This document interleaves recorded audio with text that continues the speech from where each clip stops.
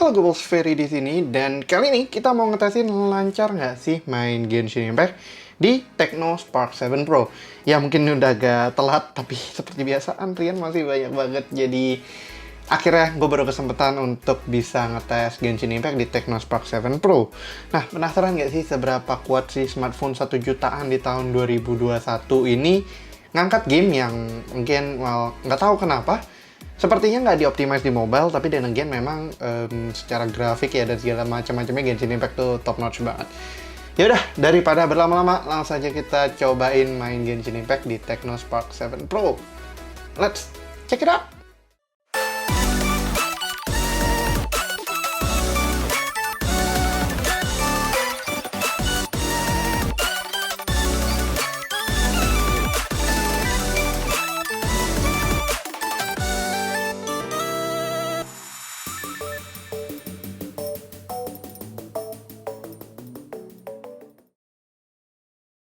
Oke, jadi ini adalah Tecno Spark 7 Pro. Buat kalian yang belum lihat unboxingnya, kalian bisa langsung aja klik di link di atas ini, di cardnya itu. Karena kita udah bahas smartphone ini, dan surprisingly ini adalah smartphone 1 jutaan yang cukup menarik di Indonesia saat ini. Kenapa? Karena si Tecno Spark 7 Pro ini punya satu KPI yang menurut gue cukup menarik, yaitu adalah bukan KPI, USP, Unique Selling Point, bukan KPI. KPI itu apa ya? KPI bukan up, gue lupa, something. Yang menarik itu adalah ini smartphone 1 jutaan dengan refresh rate 90 Hz.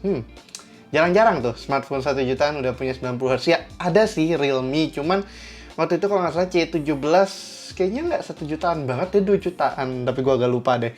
Ya, kita juga udah bahas sih Realme C17 dan performanya agak, Dan ya, secara spesifikasi si MediaTek, ya si Tecno Spark 7 Pro-nya ini lagi linglung banget, super maafkan.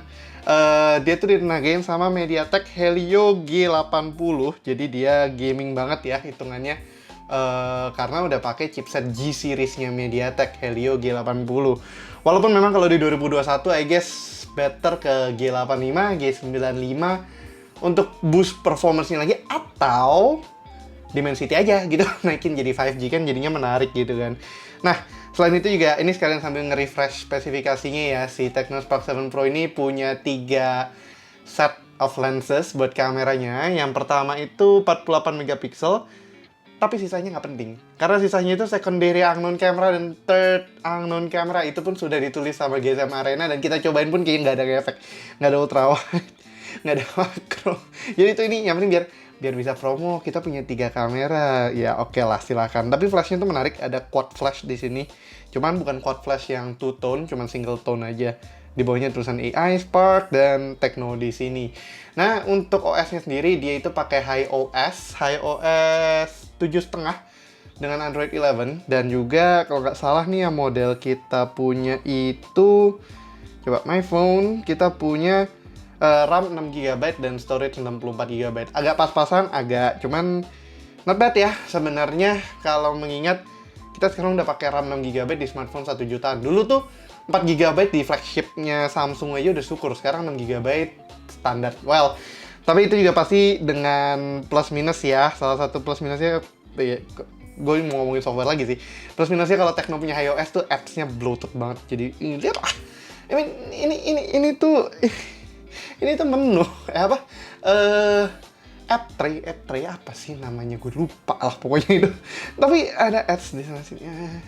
Ya sudahlah. Tapi yang mau kita buka adalah Antutu benchmarknya. Si Tecno Spark 7 Pro ini punya angka 202.378. Cukup menarik, dan buat kalian yang udah ngikutin sosmed kita, sebenarnya kita juga tertarik sama satu smartphone lagi buatan lokal dan pakai chipset yang bisa dibilang nggak ada yang pakai di Indonesia. Jadi itu nanti aja buat video yang lain ya. Ini 202.378 dengan pembagian seperti ini. CPU-nya 70.000, GPU-nya 46.758, memori 43 ribuan, dan UX-nya 42 ribuan. Nah, ini dijabarin sama bukan gesture, lupa kebiasaan. Sama Antutu di sini memori sama RAM-nya tuh nggak kedetek apa. Jadi gue bisa guessing bahwa RAM-nya mungkin LPDDR4X. Terus untuk internal storage-nya probably hanya eMMC 5.1. Jadi masih flash memory. That's kind of bad. Kenapa masih pakai flash memory ya? Zaman gini masih pakai flash memory. eMMC, bukan flash memory, sorry. Masih pakai eMMC, bukan UFS storage. Kan kayak, ya hopefully performanya cukup oke. Dia didukung sama Cortex A75, 2 core dan 6 core A55.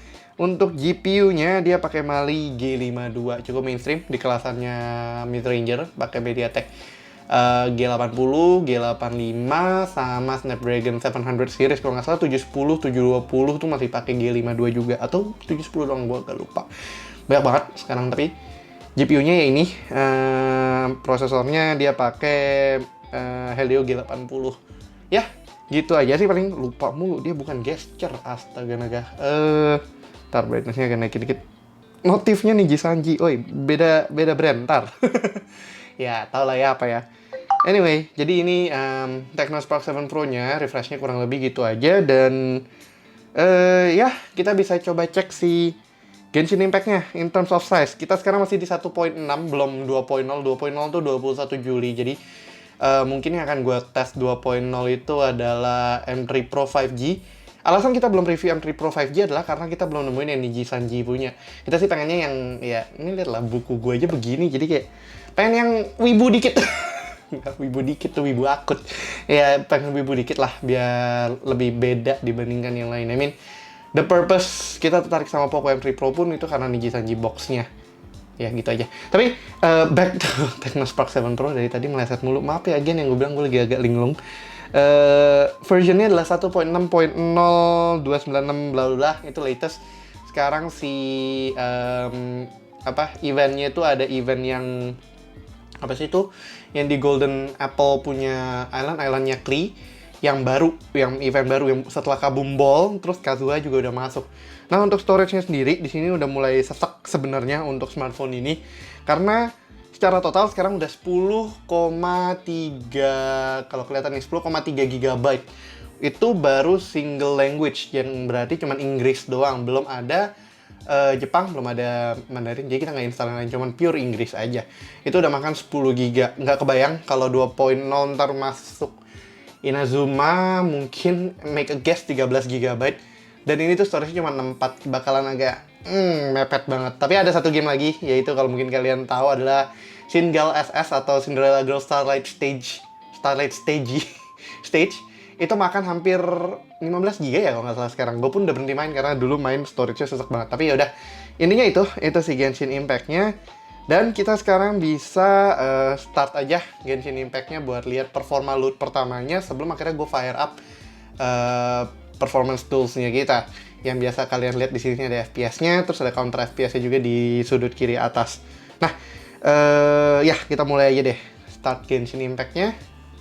Harusnya sih nggak ada update, hopefully nggak ada update karena gue lupa ini terakhir udah di-update seberapa jauh. I guess paling minimal 1.6-nya sih udah ke-install. Cuman apakah apakah sudah up to date atau tidak, itu yang belum tahu. Hopefully sih sudah. Kita coba lihat aja dulu. Loading di sini masih considerably cukup cepat, muter sini, dan grafisnya not bad loh di sini. Settingan display-nya kita set ke 90 Hz, jadi cukup hogging performance-nya dia harusnya, tapi dia layarnya display-nya cuma HD+. Ya udah, berarti sekarang kita sudah masuk screen ini dan kita boleh coba fire up performance tools kita. Nah, jadi sekarang kita udah tes, harusnya sini udah muncul FPS counter-nya juga, dan di sini juga udah muncul. Di load screen masih 30 FPS, santai, flat aja, santai banget. Jadi not too heavy, ya ini masih load screen doang. Yang bakalan jadi target berikutnya adalah setelah start ini. Hopefully nggak perlu ada update. Nggak ada, please nggak ada. Oh, cuman preparing to load data. Nah, di sini si preparing to load data juga sebenarnya ngaruh sama memori yang dipakai. Kalau dia UFS harusnya tuh udah much faster juga. Tapi ini MMC-nya not bad loh. Itu load datanya kenceng banget. Kita juga belum nge-cache harusnya. Karena seingat gue belum pernah ngetes main sama sekali di sini, even though buat iseng. Jadi itu bakalan jadi part yang part yang kita benar-benar sama-sama nggak tahu juga. Oh, ada load data yang kedua. Oke. Gila, load data aja FPS-nya drop ke 20. Dang it. Harusnya sih, tapi personally gue rasa harusnya G80 not too shabby buat ngejalanin Genshin Impact. I mean, kita udah biasa nyobain G-Series dan gue akui G-Series itu cukup lumayan. Oh iya, sebelum gue kelupaan, gue mau ngambil ini dulu. Daripada nanti lupa, kita bisa cek suhu pakai thermal gun-nya gue di sini. Oke, anyway, kita sudah sampai di pintunya. FPS rate rata-ratanya sini masih ya 20, 30, and then sempat drop 16 tadi pas load data, I guess is okay. Dan caching, dan kita start. Berapa lama nih? Dari 1 menit 45 detik kalau di recordingnya kamera ya. Kalau di video mah udah panjang. Udah berapa ya? Udah 8 menitan. Oke. Nah, ya di screen ini bakalan pengaruh sama koneksi internet kalian dan juga storage yang dipakai. Kalau misalnya storage-nya UFS dan internetnya lemot, ya bakalan lemot. Kalau misalkan internetnya cepat, kemudian dia pakai eMMC, harusnya standar. Tapi ini not too shabby deh. Gue bingung, kayaknya dia nggak pakai eMMC, tapi at least UFS 2.1, 2.0. Load-nya tuh kencang banget, dan gue akuin hari ini First Media lagi bener. Karena ini sebenarnya harusnya gue rekam kemarin, dan First Media tuh ngadat, jadi ya gitulah. Ya gitulah intinya. Wih, sudah masuk. Hai Bennett. Buset darahnya pada sekarat. Ya ini gue tadi habis dari Golden Apple ngerjain mission yang yang bukan mission, sorry, event yang apa tuh namanya, yang baru, nggak inget lagi gue. Ini bentar, sekalian sambil buka Never Ending Battle. Nah itu dia, jadi buat ngumpulin poin. Masih jelek banget skornya, belum sempat nge-grinding lagi. Well anyway, jadi kita ini udah di Golden Apple nya. Surprisingly first impression-nya ya masih cukup smooth, nggak stuttery banget, nggak ampas banget gitu lah. Settingannya itu harusnya kayaknya dia low deh. Graphics ya lowest bahkan defaultnya, lowest 30 fps. Jadi ini yang recommended sama Genshin Impact juga. Kita akan tes pertama kali untuk lowest 30 ini. Dan overall gue melihat performanya cukup oke ya. 30 fps-nya memang nggak solid, ada minimal. Kalau kalian bilangnya, mungkin beberapa bilangnya framing, kalau gue bilangnya stuttering. Micro stuttering tuh ada, tapi nggak ampe epic sih di ininya nih, di FPS meternya kita. Kalau mau iseng sebenarnya bisa aja nge-trigger event, tapi gue yakin gue akan mati di sini karena nggak begitu bagus dan skill gue masih kampas di sini. Dan kita drop di sini kan, ini harusnya depanan lagi ya? Enggak kan, situ tuh. Oke, coba. Ada micro stutter tapi nggak drop jauh sih. Masih, wait. Oh, inian notif, oke. Penjelasan eventnya. Oke, di sini kenapa eventnya menarik? Karena kita open world, satu. Kedua, musuhnya tuh banyak kalau sekali trigger. Bentar. Itemnya udah, oke. Harusnya kita bisa sekalian tes. Start. Dan mana satu lagi? Oh ini. Push. Nah kan. Crowd control. Oi. Masih nyala loh. FPS-nya drop 17 tadi.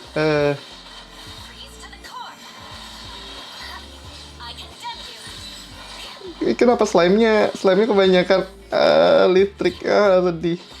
Nggak bisa pakai. Ya udah, pakai catching-nya dulu. Oh, aduh, nggak. Angle-nya enak banget soalnya. Oke. Ini slime-nya banyak banget, anjir. Ya iya sih, eventnya emang event ini. Aduh. Nanti balik domain aja, lebih enak. Karena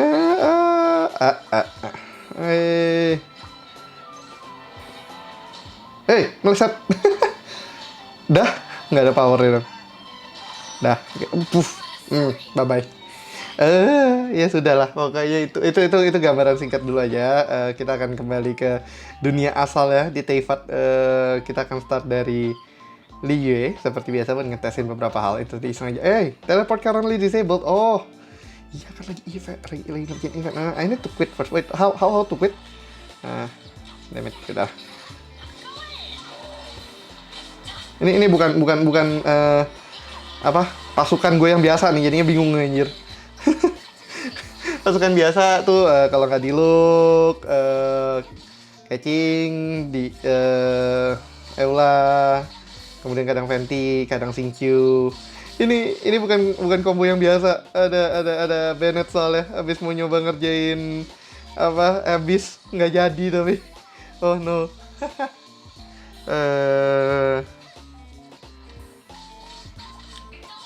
Nggak ngerjain poinnya sama sekali nih, bodoh nih, nggak bisa.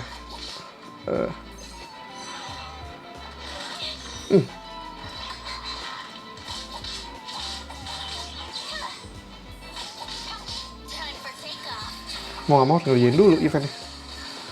Tapi ya overall sih ya sebenarnya ngerjain event gini aja performance-nya not bad loh. Performance-nya not bad banget loh. I mean, itu banyak banget tadi musuhnya sekali muncul, kemudian kita juga sudah langsung ngerjain beberapa ngerjain beberapa apa namanya tadi, kok ngerjain sih? Jadi mikir sendiri bener. Kan control lagi. Oh iya, oke,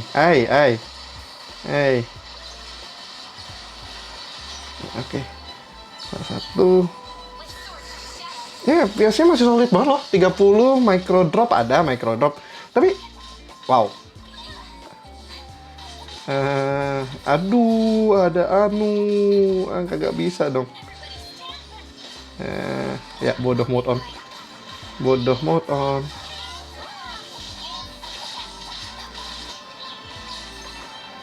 Hilang. 10 detik ya udah. Yang penting selesai dulu aja deh. Bodoh amat. Belum bisa ngejump kemana-mana soalnya. Ya paling dapat 1000 poin kan kalau nggak salah.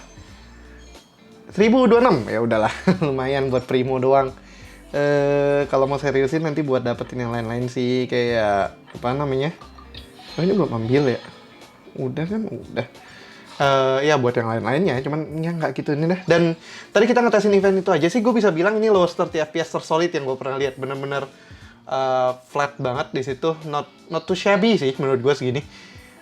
Nyaman juga buat dimainin. Ngetes suhu aja sebelum gue nanti masuk ke Liwe dan kita bisa mulai otak-atik karena udah ngetes ini. Dan suhunya nggak kelihatan nggak tuh di situ fokusnya, gue bingung.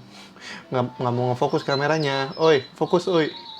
Ya udah 37,6 kurang lebih, nggak tahu kenapa nggak mau fokus sih. There we go, 37,7. Dan ya ini not bad kok dengan suhu segini ya. Ini by the way kita memang ada di ruangan AC.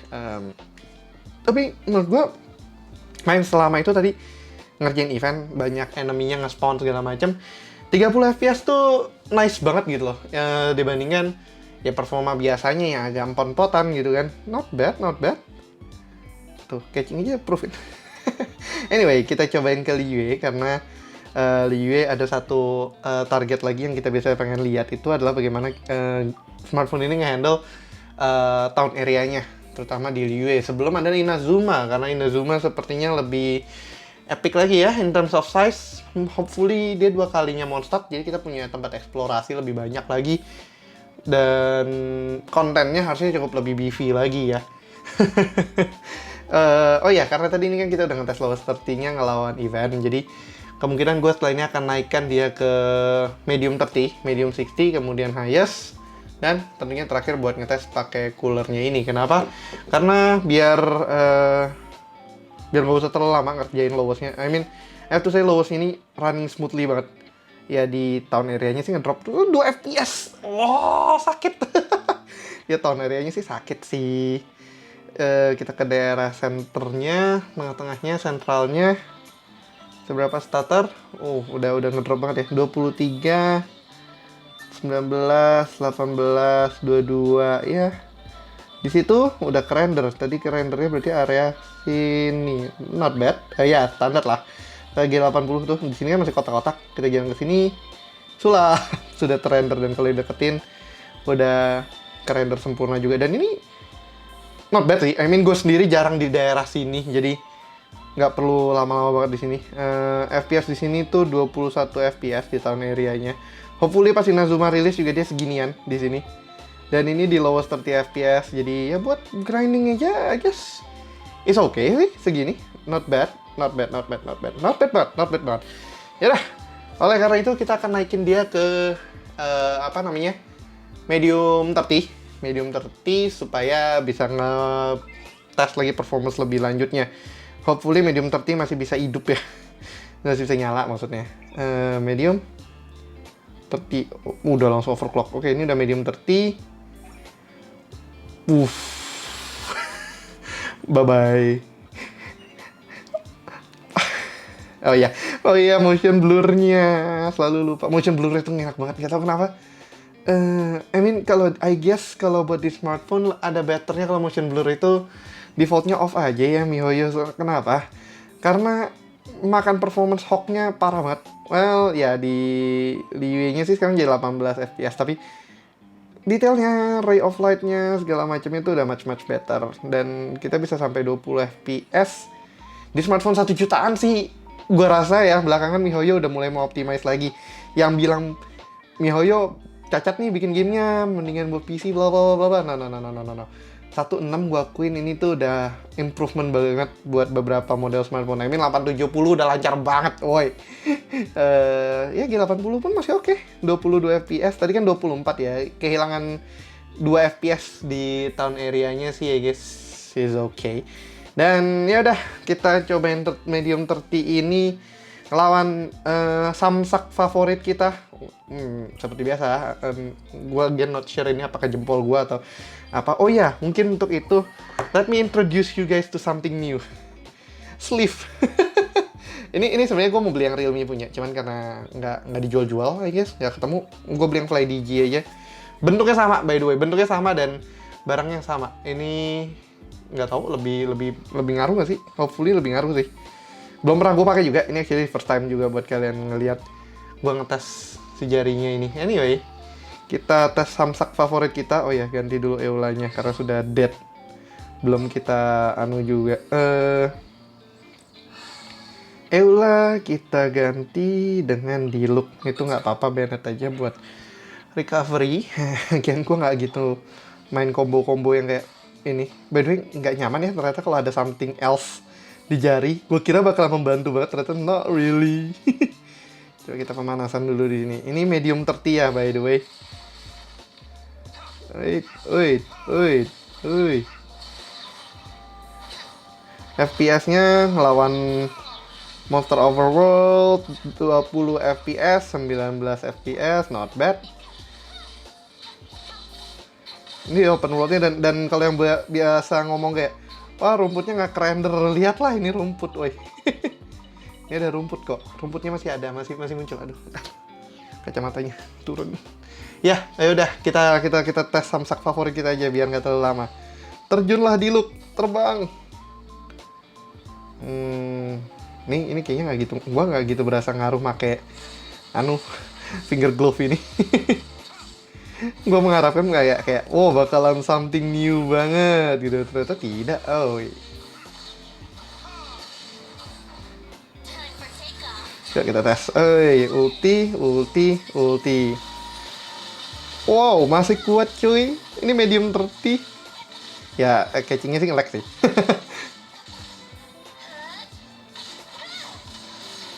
Oi. Sini. Oke. Hampir nggak trigger. Woi, kena. Nice. Jadi tinggal 1 kali doang.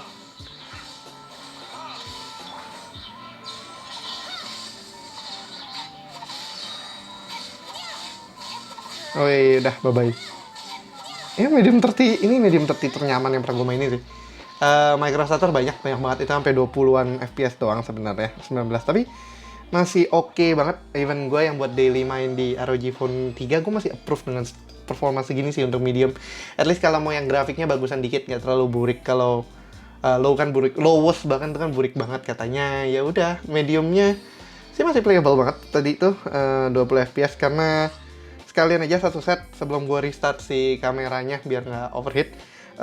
Kita tesin aja 60 medium 60 di sini dan harusnya sih nggak ngaruh banyak. Ya, oke lah, nggak ngaruh banyak tuh. Standar rata-rata rata-rata FPS-nya masih di belasan, nggak nyampe lebih, walaupun displaynya si Technospark 7 Pro ini udah nyampe 90 Hz, nggak bisa nyentuh 90 fps. Itu satu sih karena Genshin di lock di 60 doang. Tapi dengan performa medium 60-nya nggak kemakan, nggak kegigit istilahnya, untuk bisa nyampe 60 fps-nya. Dia mentok sih mediumnya ini aja di 20-an, tapi performance mediumnya tuh gue biasanya kurang suka nyetel medium karena banyak case di smartphone yang kita tes itu mediumnya ampas, tapi mediumnya oke kok. Aside from cuma 20 fps daripada medium 60-nya. Tapi ya gitulah. Anyway, suhunya tadi ini gabungan aja medium. Suhunya itu 3940. Fokusnya nah 40,4 derajat. Dan gue nggak ngerasa panas di belakangnya. Nggak merasa gitu sampai biasanya kebakar. Is it possible MediaTek sudah menghilangkan nasib buruknya sebagai yang panas, atau at least Tecno Spark 7 Pro punya dissipation yang oke. I mean, tangan gue nggak keringetan nih. Biasanya udah mulai keringetan parah. Ini ya basah aja biasa gitu loh. Standar karena megang smartphone kelamaan. Nah ini kalau dengan segitu sih salut sih gue dengan performanya si Tecno Spark 7 Pro. Tapi tentunya nggak lengkap kalau kita nggak ngetes Hiace. Jadi kita restart aja dulu dan kita lanjutkan tes ke Hiace-nya. Jadi sekarang kita udah restart semuanya dan juga kita udah mulai dinginin, bukan panasin si coolernya supaya nanti kita bisa tes coolingnya. Cuman so far ya, sampai medium saat ini tuh gue impressed dengan performanya si Tecno Spark 7 Pro. Again, mengingat harganya yang 1 jutaan. Ini bukan flagship, ini bukan gaming phone. Tapi hanya smartphone 1 jutaan yang kebetulan punya USP-nya adalah prosesor gaming dan juga display 90 Hz. I guess kalau nggak main Genshin Impact itu bakalan lumayan ngaruh, kayak main Call of Duty Mobile, PUBG Mobile itu oke banget. Tapi untuk Genshin Impact karena sekarang barometernya selain dulu kan Honkai Impact 3, sekarang Genshin Impact nggak ada 3-nya. Tapi kalau ada Genshin Impact 3 gimana ya? Itu grafiknya sih lumayan hogging kan soalnya. Jadi barometernya terus kalau bisa main ini tuh semua game lancar gitu sih. Nah, cuman kita sekarang akan melakukan hal bodoh ke Hiace 60. Goblok-goblokan aja, ngetes seberapa drop performance-nya. Dan bye-bye sih harusnya. Enggak. Enggak bye-bye. Well, FPS-nya sih memang cuma 20-an, nggak bisa nyampe 60 tuh. Kayak berarti nggak ngaruh banget kalau misalnya kalian mau 60 Hiace 60 mah ya nggak penting, nggak nyala. Nggak sampai segitunya. Tapi 22 FPS tuh not bad loh. Bentar, kita turunin aja karena nggak perlu ini. Oh ya, motion blur-nya juga off-in dulu. 30. Mau 24 pun juga nggak masalah, tapi gue lebih suka di 30. 24 terlalu sinematis menurut gue. Kita coba aja nih, ada berhubung masih ada Hillchurl di sini yang bisa buat dikorbankan. Efek masih jalan loh anjir, ini Hiace, woi. Apakah ini artinya antara dua hal? Tapi touch input memang berasa banget menurun menurut gue sih. Jadi blur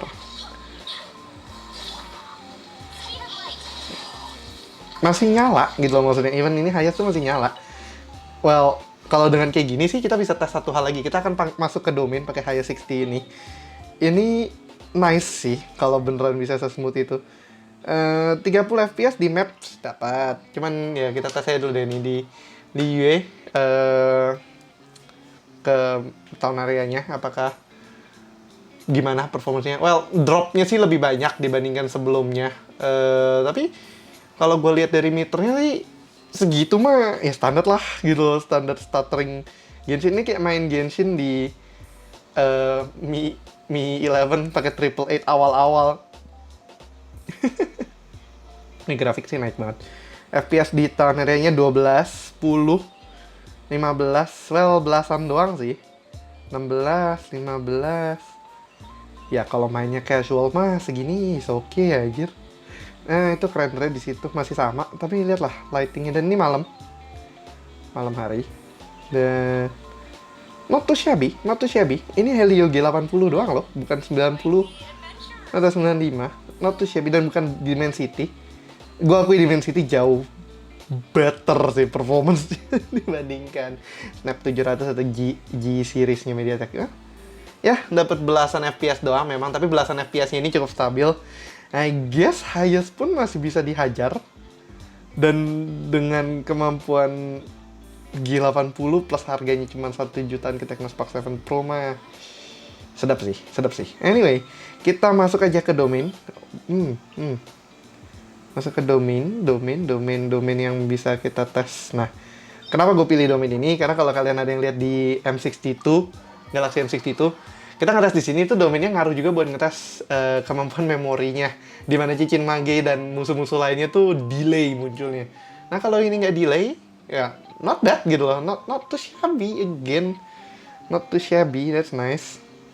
Nice to have. Nice to know juga sih. Dan jadi sebenarnya nggak ada alasan buat Genshin Impact game yang gini. Again, gue nggak di-endorse sama MiHoYo. Gue sendiri kita cuma nge-publish berita tentang Genshin Impact yang di-share press release-nya. Ini disclaimer aja, kita nggak di-endorse sama MiHoYo. At least as of for now kita nggak di-endorse. Kalau misalnya ada, kalian bisa lihat di sini include paid promotion atau apa. Kita masih jujur banget ngetes ininya. Dan juga kita nggak disupply smartphone-nya. Ini pure covering gue sendiri. Turun. Gyronya kurang ya. Nah itu yang gue kurang sukanya, gyronya kurang kalau terlalu murah. Dan iya, jadi untuk performance test kayak gini-gini itu masih pure our own experience sebenarnya. Ya udah bisa di-switch kan?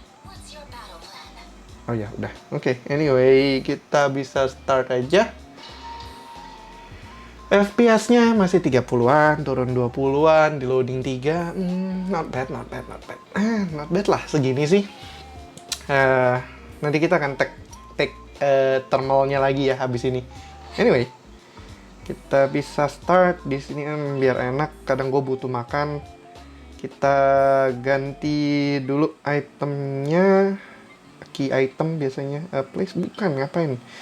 Oke, sudah. Maaf ya, ini suara fan Black Shark-nya udah mulai muter banget si fan cooler 2 Pro-nya.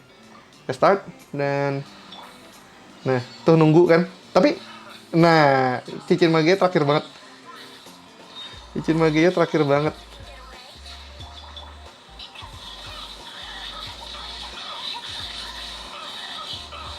Masih kuat. Ulti 2, ulti Venti sama Bennett lagi. Si siapa namanya?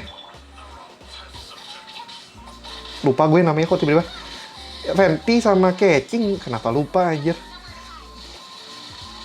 Rasa cintanya mulai berkurang gara-gara ada Yoimiya, Sayu, Ayaka dan Baal. Tapi Baal gue nggak akan troll sih sebenarnya. Kenapa? Karena udah, oke. Karena nggak tertarik sama Raiden Mei si Shogun itu. Kayak lebih pengen yang lain. Di sini. Ya, mati. Baru revive. Nah, touch inputnya mulai berantakan. Terlalu rame. Benetnya tidak. Dan ini mungkin kalau kalian lihat kan sebenarnya displaynya terang ya. Kalau di bawah layar. Kalau di gua, ini tuh agak susah ngeliatnya. Karena angle-nya enak. Angle-nya nggak angle optimal buat main game gitu loh maksudnya. Kayak posisi-posisinya. Let me just focus on this, I guess. Daripada mati semua.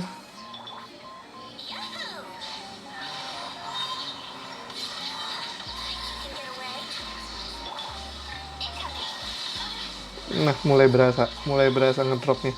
Tapi masih oke sih sebenarnya. Habiskan dia, Catchingku sayang. Wangi kamu nak. Oh, sip, mantap. Ya udah. Ya gitu sih. Ini lama banget anjir, sampai 2 menit, biasanya cuma semenitan. Ya, tapi ya kalau mau dilihat sih performanya sebenarnya cuma di belasan doang. Apakah optimal? Enggak sih. Kalau yang benar-benar main combo segala macam, not a good thing buat cuma punya belasan FPS. Akan better kalau sampai 24 ke atas. Tapi kalau mau main playability doang, sekedar grinding on the go dan karakter-karakternya udah pada OP semua, ya I guess it's okay. Wih, bagusnya dapat 3 tumbenan. Ya, kurang lebih sih masih oke sih sebenarnya untuk segitu. Cuman ya memang kalau yang gregetan banget mesti the best of the best, ya of course this is not the answer. Dan untuk suhu sendiri, gue kalau misalnya cuma rasa-rasa gini ya, nggak berasa panas sama sekali yang burning sensation yang benar-benar overheat biasanya. Cukup adem untuk di kelasannya dia, dan highest segitu adem begini kaget sih. Ntar kita cek suhunya nih. Suhunya bahkan nggak nyampe 40-an lagi, dan tadi kita habis domain, nggak nge-restart app juga, 37 bahkan. This is so chill, man. Tapi memang performance-nya drop, nggak mentok, nggak gimana. Cuman Still oke untuk yang mau grinding. Again, gue bilang itu still oke buat yang mau grinding. Yaudah kita revive dulu aja di statue beberapa yang sudah rest in peace. Habis itu kita pasangin si coolernya dan kita masuk lagi ke domain yang sama. Nah, oke, kita bisa balik ke domain yang sama lagi dan ini sekarang masih pakai highest 30, nggak gue pentokin highest 60 karena gue seiring waktu gue mengkombinasikan challenges yang gue capai di sini. Oh ya, untuk baterai lupa gue selama ini baterainya gimana. Dari 100% kita main ada berapa belas menit ini turun 11 menit ya, berapa puluh menit kayak. Nah, I guess masih standar nggak sih 11%, more or less 20 menit, jadi kayak 2 menit per 1%, masih standar lah konsumsi baterai I guess. Sampai lupa karena ya gitu-gitu aja gitu kan sebenarnya. Ini coding ini 10 menitan, tadi sebelumnya harusnya berapa belas menit. It's okay. Ya tadi kita balik cek lagi ke suhu thermalnya, cuman 37 tuh, bahkan 38,3. Dan kita sekarang akan tambahin satu bala bantuan, yaitu adalah si coolernya dari Black Shark Fan Cooler 2 Pro. Ini seri 2 Pro-nya, bukan yang Pro yang biasa. Suhu dari si ininya, coolernya udah nyampe 30 derajat, 33 derajat, 2 derajat. Nggak tahu, nggak mau fokus lagi kameranya. Di angka sini juga udah kelihatan tuh. 4 derajat, 3 derajat gitu kan. Ya udah, kita pasang aja. Nah, ini yang gue bingung nih. Spark tuh ada jendolannya di sini. Masangnya gimana ya enaknya ya, biar nggak ke pencet tombol power juga. Masalahnya itu yang sering kejadian. Pencet tombol power. Gini angle-nya pas sebelahan sama tombol power. Oke, segini ya guys. Jendolannya kena sih sebenarnya, tapi I guess harusnya nggak apa-apa nih kelihatannya. Suhu smartphone-nya sekarang 36. Tuh langsung turun drastis ya. Di dekat sininya bahkan cuma 33 di dekat PTR-nya. Si operating power-nya Fan Cooler 2 Pro-nya 24 derajat standar. Ya udah, kita masuk aja. Ini kita masih di highest 30. Harusnya sih masih kuat. Apakah akan nambah FPS-nya? Gue not sure. Ini aja sekarang cuma 18 FPS dan gue idle. Tapi ini udah highest. Lihatlah rumputnya semua kerender dengan baik. Langit-langitnya segala macam masih oke banget. Tapi ya tentu tesnya yang aslinya ada di dalam performa domain ya. Dan apakah akan ngerasa starternya, kalau kalian lihat di meter tuh yang garis birunya setinggi yang sebelumnya atau better, kita coba tes aja ya. Karena di sini variasi value-nya tuh sama kalau di domain, beda sama kalau misalkan di overworld ya. Karena kan mobnya kan beda-beda di beberapa area dan segala macam. Tapi kalau di domain itu dan Abyss ya, cuman gue sayangnya belum bisa main Abyss dengan baik, jadi gue nggak berani ngetes di situ. Itu tuh variabelnya bisa jadi selalu sama, karena musuhnya satu selalu sama, kecuali ada perubahan kayak di Abyss kan. Dan yang kedua, targetnya tuh selalu sama, jadi nggak ngaruh. Bukan ngetes Genshin tuh nggak bisa cuman dari keliling world-nya doang, kecuali Inazuma udah muncul, mau jalan dari Inazuma ke Mondstadt ya silakan sih guys. Cuma ya kalau untuk ini better kalau ya, orang yang main Genshin dia rata-rata pasti main domain, grinding dan segala macam. Loh, mana cincin lagi? Loh, delay. Jadi akan bagus untuk tes performanya. Banyak yang bilang bagusan ngetes di di domain bang, kemudian di Abyss bang, di Storm segala macam ya. Oke. Itu variabel yang menarik menurut gue sih, karena main Genshin kan ini yang diperhitungkan. Nggak cuma grafik areanya doang, bukan main GTA coy. Fenty kemana? Ultinya nggak keluar-keluar. Mau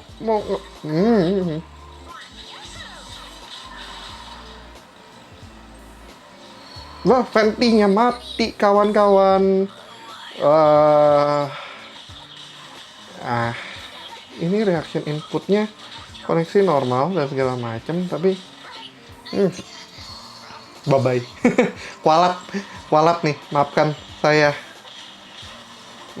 siapapun ya. Bye-bye Bennett. Surprisingly Bennett ini masih lebih powerful aja. Bye-bye. Iya, oke. Kalau si Eula dong kuat nggak ya?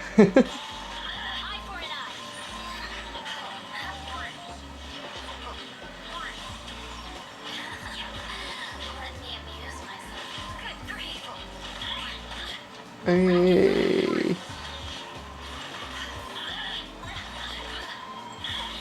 mati paling bentar lagi nih, lainnya juga. Tuh kan, bye-bye. Dah, kalah nih Domain yang ini. Tumbenan banget. Lagi mabok kayaknya nih.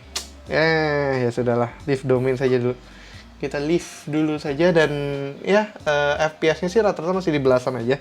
Tadi gue menangkap angka beberapa 18, 12, 15. Rata-rata sekitar segitu. Dan untuk battery performance kita main 5 menitan turun 2% ya, again masih standar 2 menit per 1%. Kayaknya udah mulai standar banget Genshin konsumsinya segitu.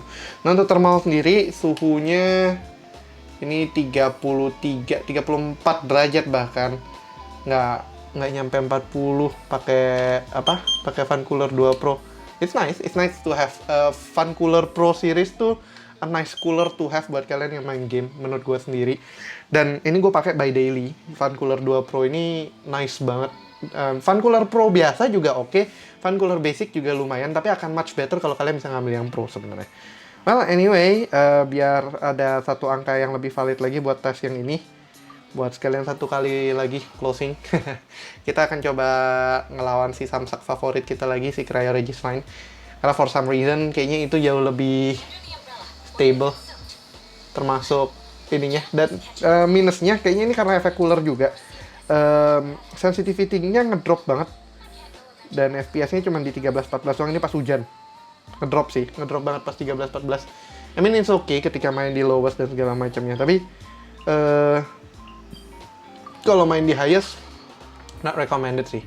Tapi kalau gue juga kepikiran apakah di sini ini gue jadiin variabel pertama deh. Kita akan kembalikan dia ke settingan defaultnya, tapi pakai cooler, dan kita lihat apakah performance-nya tuh akan better dibandingkan yang sebelumnya. Kan tadi kan lowest 30. Nah, kita naikin aja, kasih power sedikit, lowest 60, dan ini mungkin bakalan jadi posisi yang lebih nyaman. Untuk refresh rate-nya berapa? FPS-nya 29, 28, 30, 31, 33. Well, ya oke sih, is oke. Cuma memang nggak dapet boost banget. Dan starter masih ini, dan suhu pun nggak ngaruh. Jadi ya udah balik aja ke highest.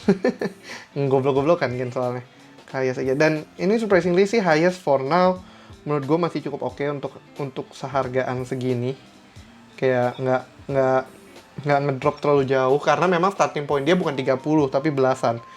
Itu ya udahlah, paling kalau misalnya mau main siap-siap aja FPS rata-rata kalian tuh belasan, 14, 15 dan segala macam. Nah, cuman touch inputnya nih yang udah mulai agak meh. Jadi kayak ngapain tinggi-tinggi kalau touch inputnya jelek. Menurut gue sih gitu. Tapi feel free kalau yang mau mainnya grafik ya silahkan. Grafiknya mau tinggi gitu kan maksudnya.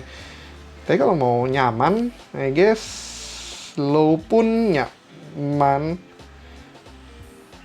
Der. Oi, wah kurang. Ya, sensitivitasnya yang udah mulai ngedrop banget. Kalau highest udah mulai kelamaan. Ini tadi main di awal-awal masih enak, tapi udah setelahnya not really recommended. Tapi ini ya sama catchingnya masih oke sih.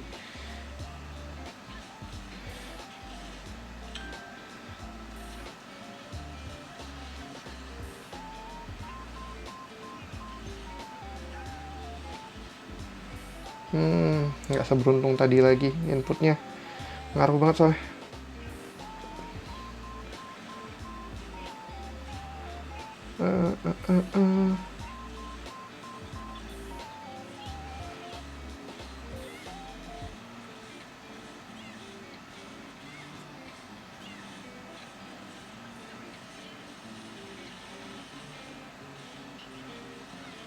Ya, FPS rata-ratanya mah belasan doang sih.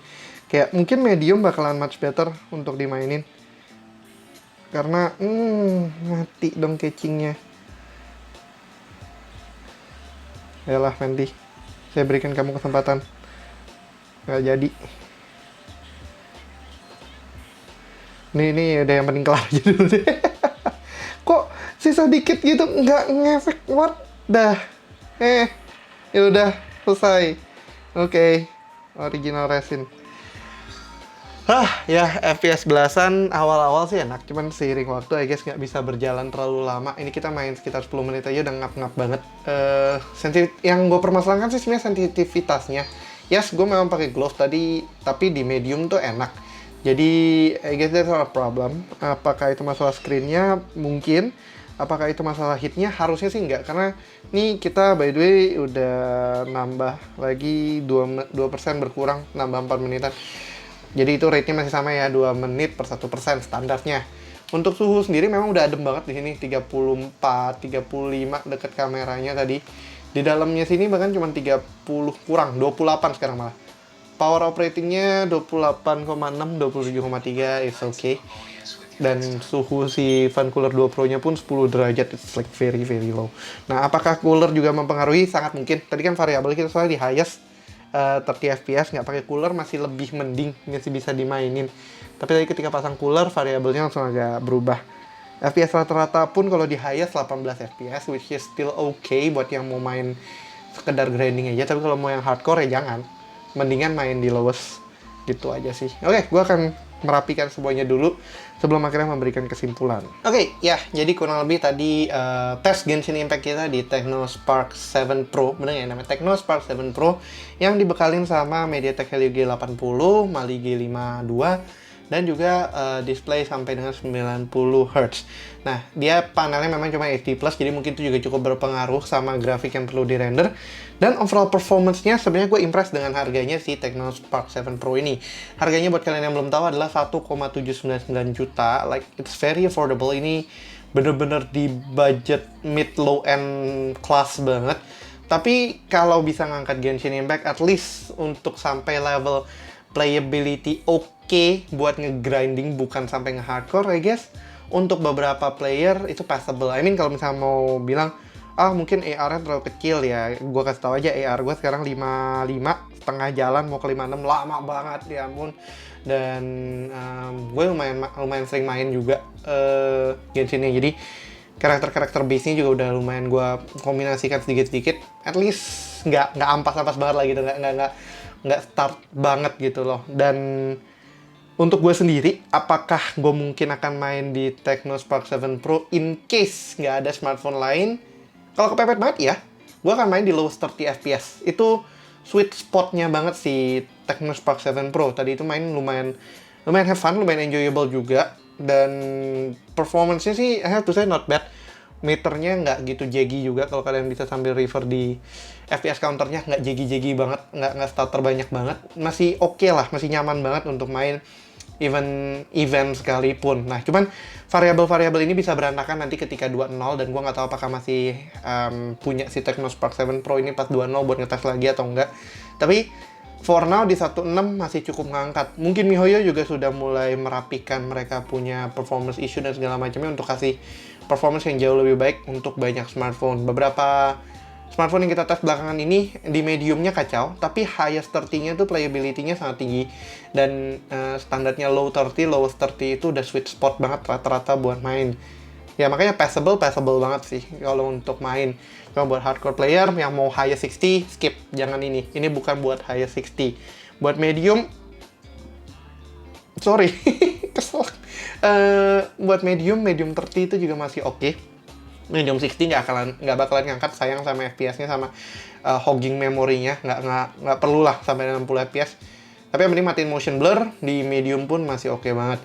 Nah, sisanya tinggal tergantung sama kalian apakah mau main di sini atau enggak. Tapi gue sendiri memberikan jempol 1 nih yang udah pakai FlyDigi di sini untuk main Genshin Impact di Tecno Spark 7 Pro. Tapi memang gue bisa bilang kualitas display sama touch sensitivity-nya not one of the best. Responsnya pasti ini masih standar banget, mungkin sekitar 120 Hz sampling rate-nya atau mungkin cuma 60 Hz. Karena nggak sesensitif itu gitu loh. Jadi kalau buat yang yang buat hardcore combo dan segala macam, this is not your answer. Ini bukan answer to your prayer kayak bisa main Genshin Impact super tinggi grafisnya, mentok kanan pakai Tecno Spark 7 Pro modal 1 juta, nggak. This is not your answer. Tapi kalau ini kalian mencari, wah butuh smartphone 1 jutaan karena smartphone gue lagi rusak dan gue main Genshin Impact, this is okay. Ya, kurang lebih gitu sih. Intinya, Technospark 7 Pro oke aja buat main Genshin Impact, nggak nyampe perfect tapi oke. Di rekomendasi gue lowest 30 aja, itu sweet spot banget. Medium 30 agak maksa tapi masih bisa jalan, highest skip it.